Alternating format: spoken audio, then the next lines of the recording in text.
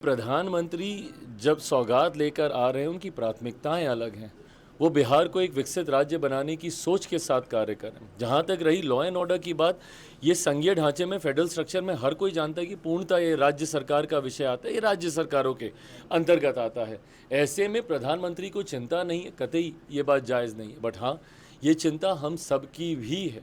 जिस तरीके से हाल फिलहाल के दिनों में आपराधिक घटनाएं बढ़ी हैं, जिस तरीके से एक के बाद एक ऐसी ऐसी घटनाएं सामने आ रही हैं जिसका बारे में शायद किसी ने कभी सोचा भी नहीं होगा।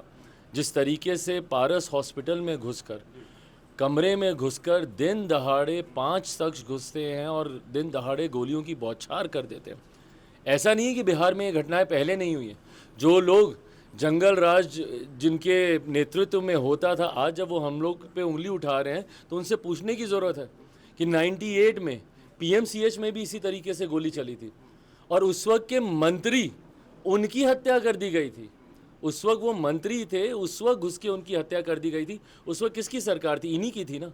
पर ना उस वक्त के इस घटना को जायज़ ठहराया जा सकता है, ना आज की इस घटना को जायज़ ठहराया जा सकता है। हकीकत ये है कि अगर एक भी आपराधिक घटना होती है तो प्रशासन को जिम्मेदारी लेनी होगी।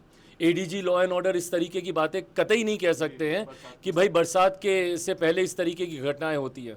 क्यों? क्योंकि किसान खाली बैठा रहता है। भाई जो अन्नदाता है हमारा, आप उसके ऊपर इस तरीके का आप आरोप लगा रहे हैं। और ये आरोप नहीं लगा रहे हैं, आप लीपापोती कर रहे हैं। आप अपनी जिम्मेदारियों से आप भागने का कार्य कर रहे हैं, जो कि कतई स्वीकार्य नहीं है। आपकी जवाबदेही बनती है, जिम्मेदारी आपको लेनी होगी और राज्य सरकार को भी इसमें और ज़्यादा मुस्तैदी से सुनिश्चित करना होगा कि कम से कम और कुछ नहीं तो बिहार में सुरक्षा का भाव, एक सेंस ऑफ सिक्योरिटी हर बिहारियों के भीतर दे। ये जिम्मेदारी प्रशासन सरकार की बनती है।